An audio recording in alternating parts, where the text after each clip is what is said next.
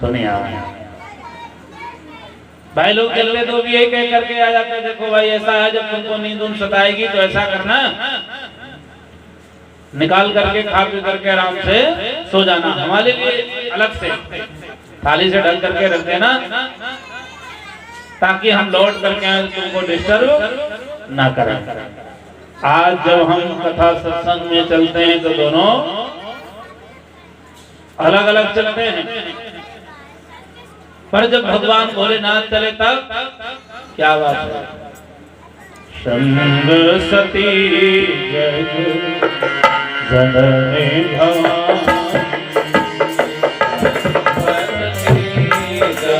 जननी भवानी संग सती जग जननी भवानी जननी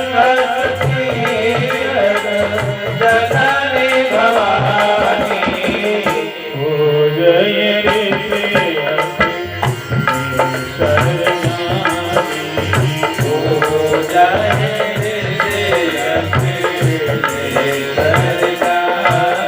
भगवान भोलेनाथ चले तो माता सती को भी साथ लेकर के चले। पहुंच गए अगस्त ऋषि के आश्रम में। अगस्त ऋषि ने देखा ये तो देवादिदेव महादेव भगवान भोलेनाथ पधारे हैं।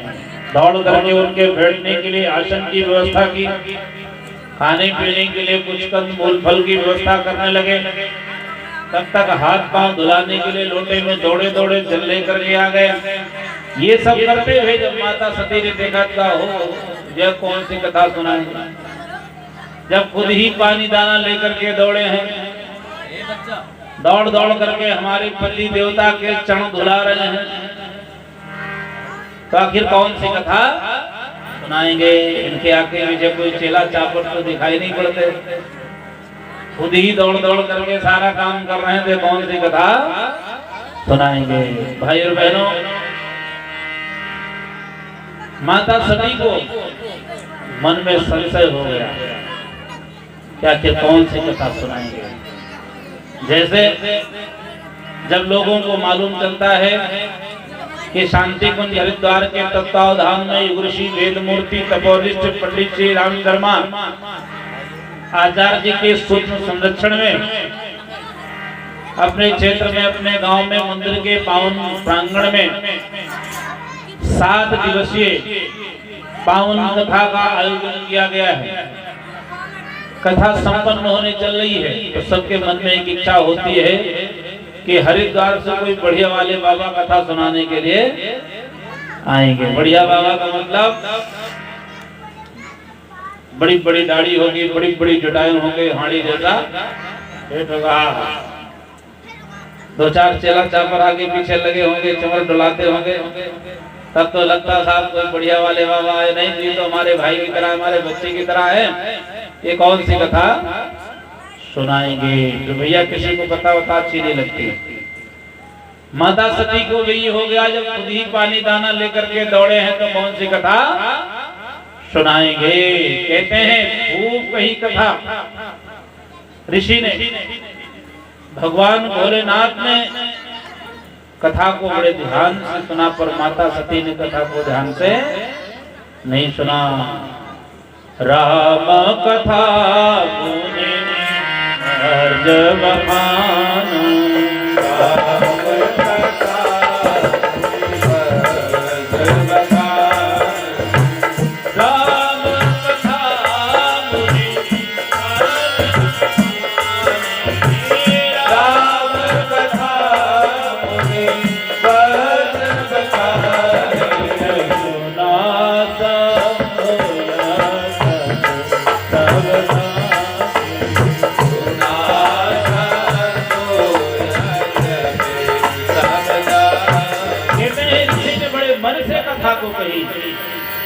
भगवान भोलेनाथ ने बड़े ध्यान से कथा को सुना, पर माता सती ने कथा को ध्यान से नहीं सुना। वो यही सोचती रह गई कि कब कथा पूरी हो जाती, कब प्रसाद वितरण होता,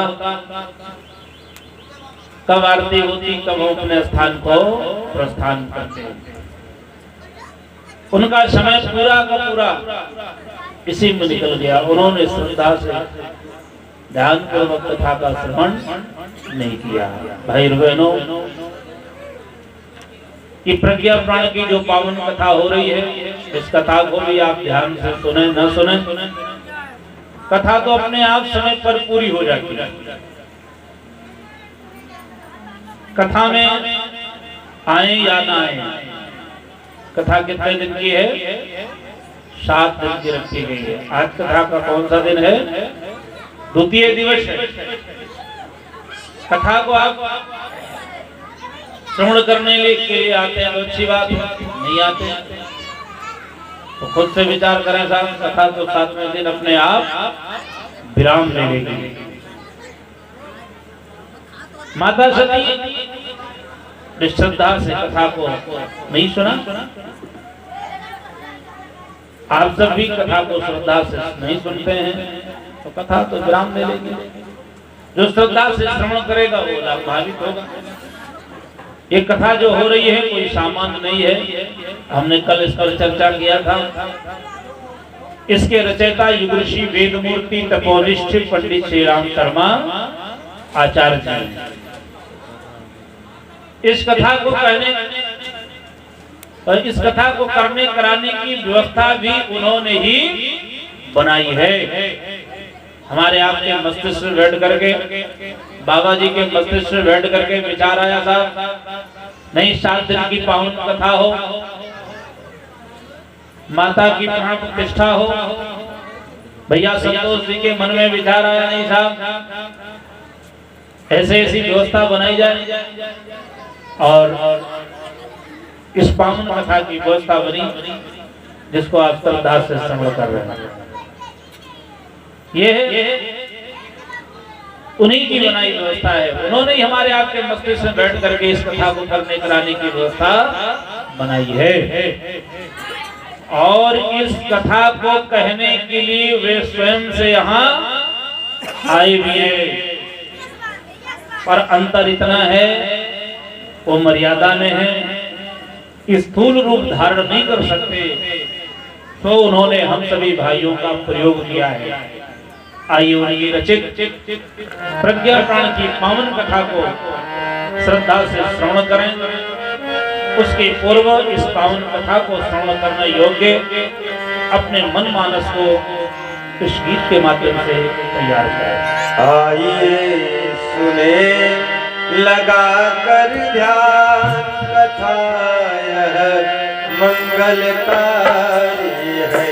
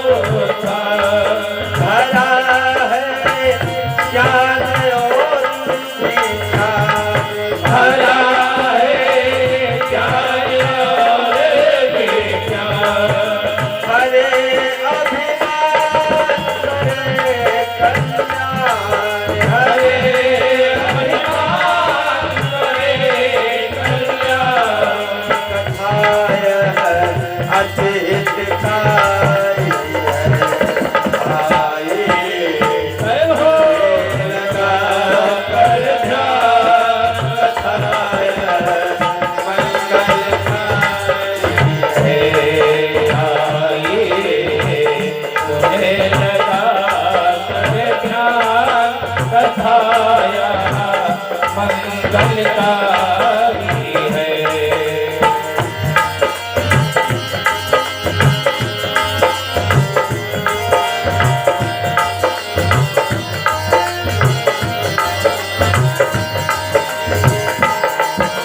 सुधारे जग और परिवार, सुधारे जग और परिवार, सवारे जन जन का त्योहार, सवारे जन जन का त्योहार। धवल गंगा की निर्मल धार, धवल गंगा की निर्मल धार।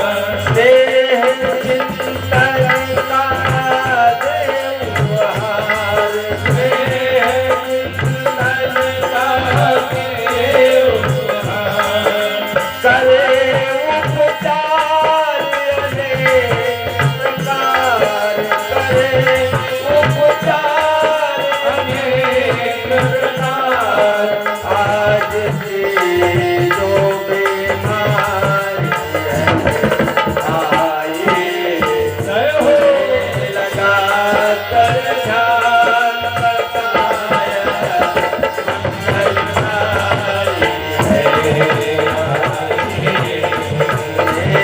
बताया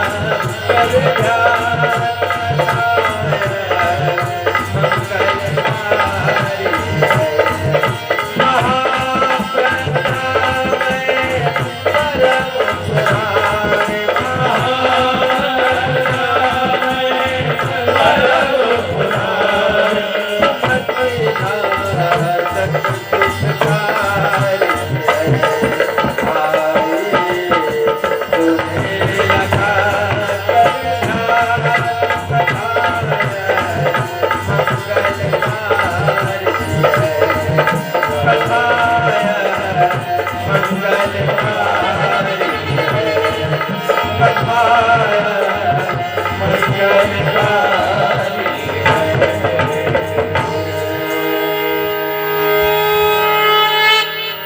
लोक कल्याण कृत धर्मधारिणा संप्रसारक वृत्तियायावरो मान्यं देवर ऋषि सत्यमः अव्याहत गतिं प्राप गन्तुं विष्णो पदं सदा नारदो ज्ञान चरितार्थं स्थित्वा वैकुण्ठं बुधौ। भाई बहनों, आज की प्रज्ञापन की पावन कथा का श्री गणेश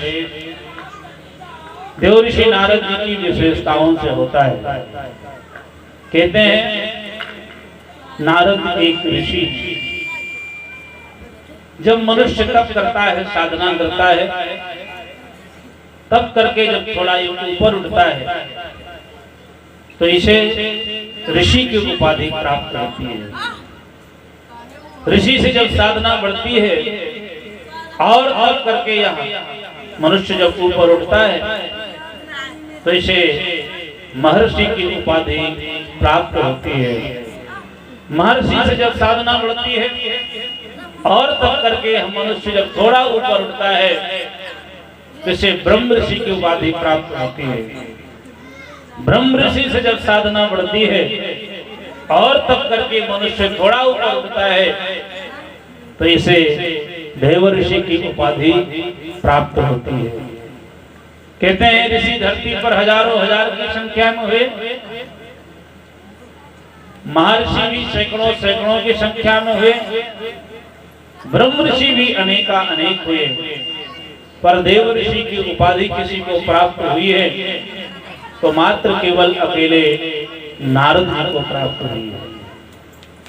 नारद एक ऐसे ऋषि हैं जो देवताओं के भी और दानवों के भी। देव ऋषि नारद जी का जितना सम्मान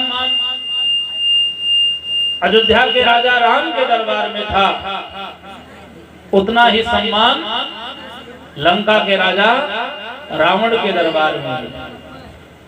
कहते राक्षस लोग जब धरती पर आए तो राक्षसों ने धरती के रहने वालों को परेशान किया, अनेकानेक ऋषियों मुनियों को परेशान किया, पर भैया कभी किसी राक्षस ने नारद जी को परेशान नहीं किया। दोनों बराबर उनका सम्मान करते रहे। देव और दानव दोनों श्रद्धापूर्वक उनका सम्मान करते। कहते हैं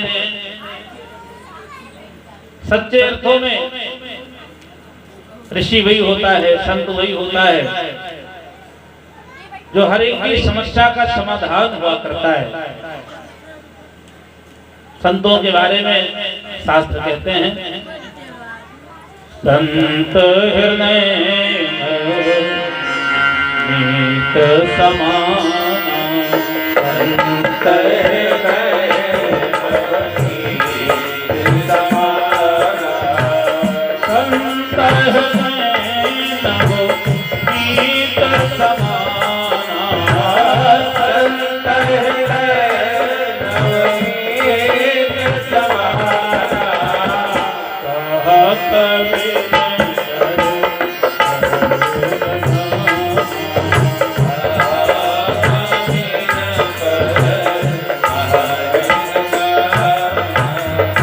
कहत नवनीत जैसा, मक्खन जैसा, घी जैसा मुलायम होता है। वह किसी के दुख को देख नहीं सकते, जरा सा किसी को दुखी देखते तो द्रवित हो जाते। और संत किसी के साथ पक्षपात भी नहीं करते, हर एक की समस्या का समाधान हुआ करते हैं।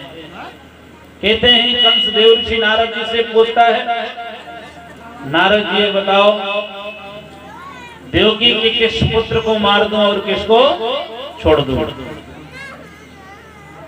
और जब भगवान कृष्ण बड़े होते हैं तो उन्हीं देवर्षि नारद जी से पूछते हैं, नारद जी बताओ कंस का वध हम किस प्रकार से करें? नारद जी ऐसे संत हैं जो हर एक की समस्या के लिए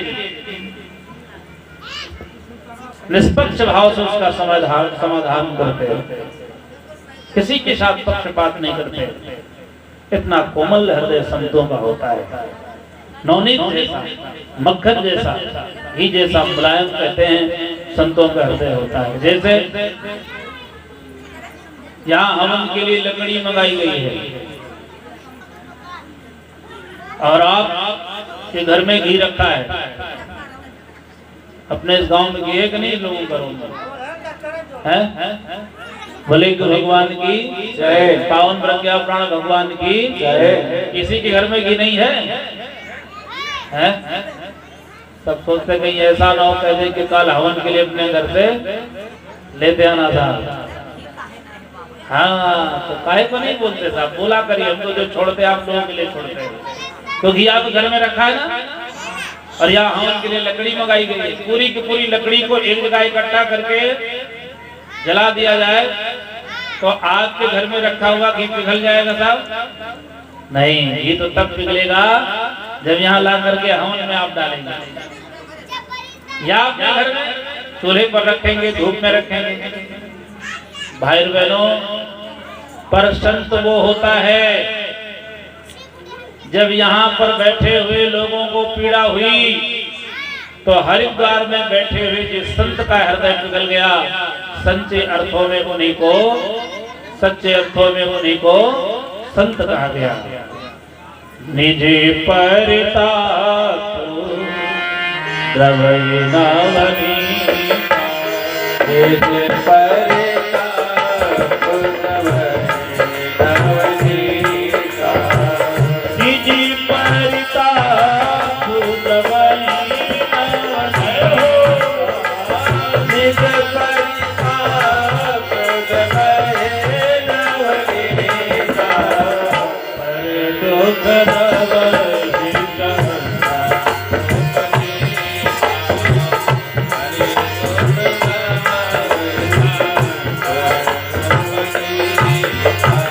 जिस दिन दूसरों के दुखों को मन में दूर करने की व्याकुलता जाग उठे, जान लेना कि संत की वृत्ति आ गई।